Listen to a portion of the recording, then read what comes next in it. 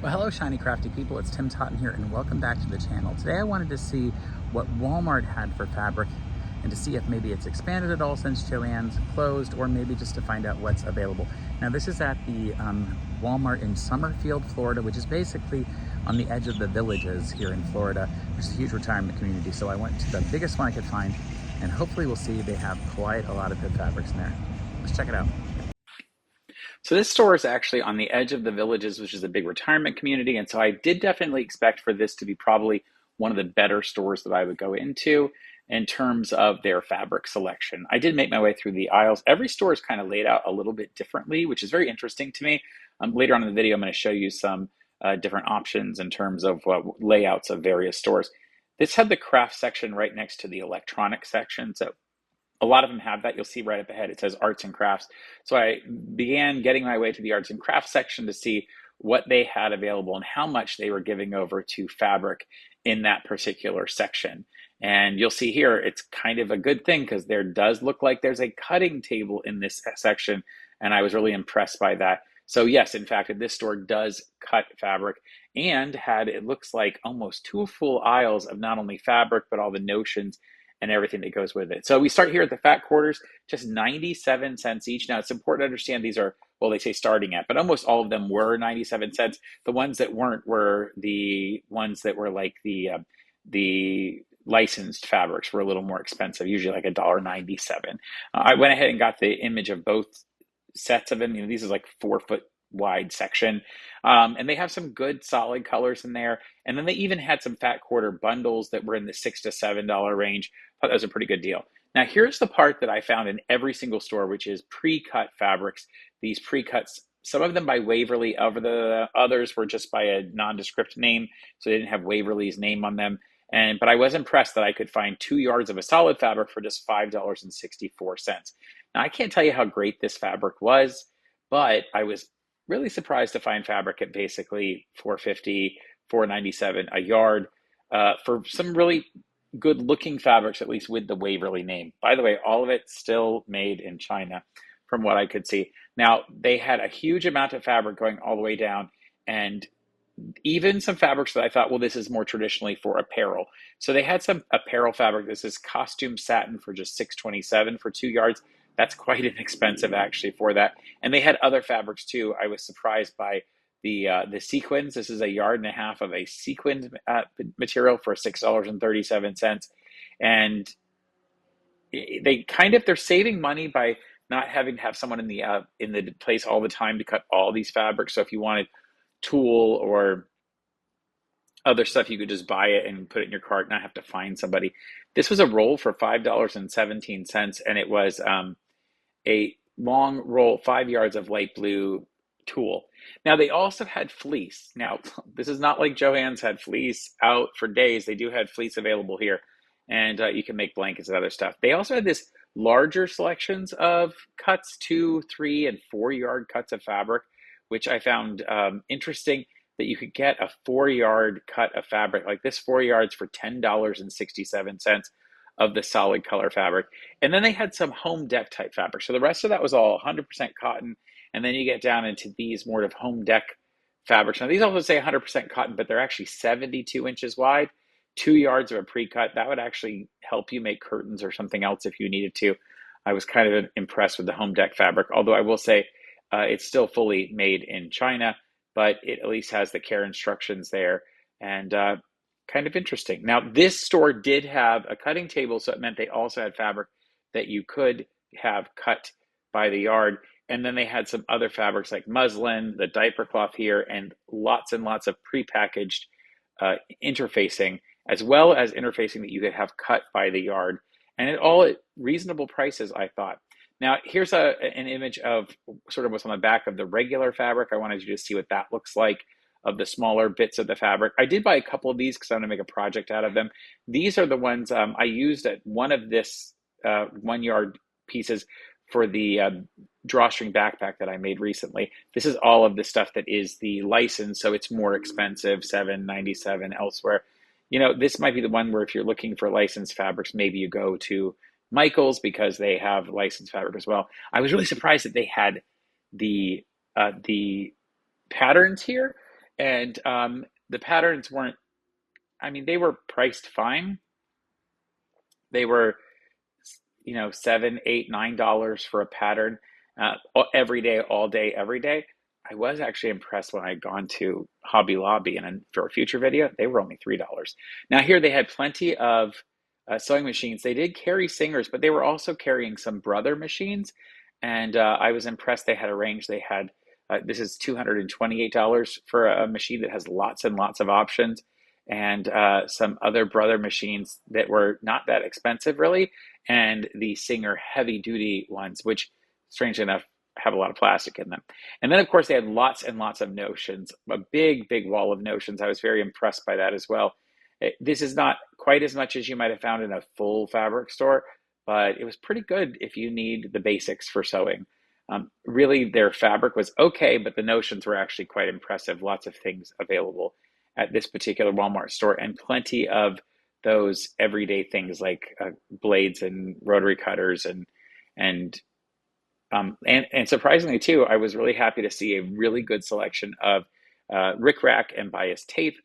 Again, not as much as you would have found at the old Joann's, but still a pretty impressive amount for a standard Walmart store and Walmart Superstore. And the prices were pretty good too. They also had quite a lot of zippers, and their pricing was decent on zippers, and an entire display of Coats and Clark thread.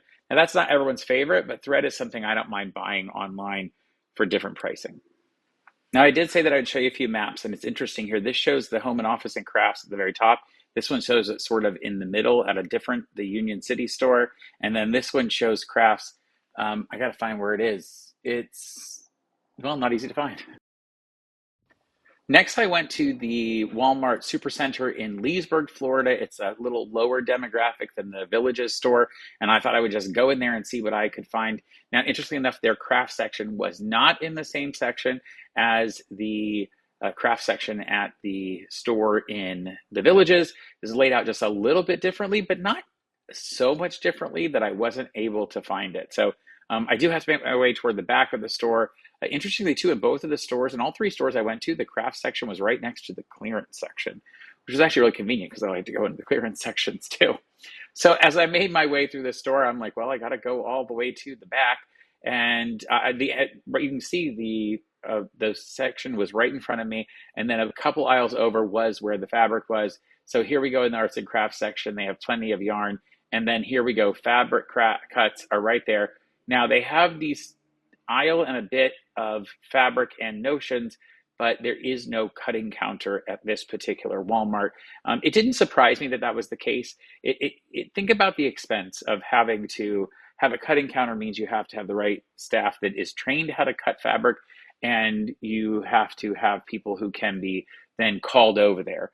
So that's one of those things where I thought, well, maybe that explains why they didn't do it here. Also, they don't have quite as much floor space for the fabric. At the other store, they had almost two full aisles for fabric and notions. Here, they've pushed all of it onto one particular section. So you'll see that there's a little less of the stabilizer available and nothing pre-cut. Nothing to be cut by the yard. And then, of course, their home deck fabric is kind of shoved down the bottom. They've put all of the foam and cushions here at the end of one aisle, and they've pushed all of the other stuff, which is still the same selection that they had at the other Walmart Superstore for this bias binding and the zippers and the thread. It just happens to be all shoved into one aisle. So they got rid of a lot of the fabric. So not having any of the cut by the yard fabric here means that they would make room for all of these pieces and parts. And the sewing machines are also here. And they had a good selection of sewing machines, not as much as the other store had, but not a lot different. And then they put all of their fat quarters over onto the other side with a few pre-cuts as well. Now, I did find a couple fabrics that I'm going to use when I show these something in the future. Now, I did actually go to the smallest Walmart I could find. This one is in Altamonte Springs, Florida. It's really kind of on the Apopka, Altamonte Springs area. And I went there because it's a tiny little Walmart, one of the ones with only one entrance. And this is a much smaller version, but many people in the country will have a Walmart this size where they go. And I wanted to make sure that I was showing off maybe how the smallest Walmart that you might go to would have your fabric available. Now, this is actually the Walmart design that I'm used to, having grown up with this in my little town that I grew up in. And this one is only like 2 miles from two other Walmart superstores. So I was actually kind of impressed that this one's still open. But I was hopeful to see that they would still have a decent fabric selection. I'm going to tell you right now, I was pleasantly surprised. And in fact, I did find stores all over the country. There are still some stores like this.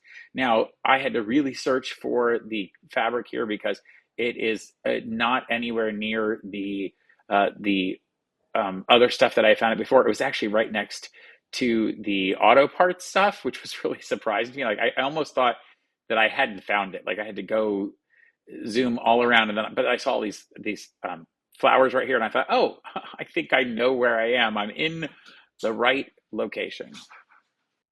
So here it is, the fabric in this location. Now, they've got almost the same stuff as the larger store. They've just condensed it quite a bit. So there's a little bit of everything.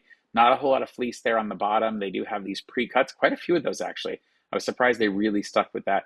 The sewing machine section has shrunk even further. Now it's only 3 or 4 models, although they had some pretty good price stuff. Like it wasn't overly expensive. You could get this Brother sewing machine down here at the bottom. I think it was only $88. And I thought that's actually a very good starter machine.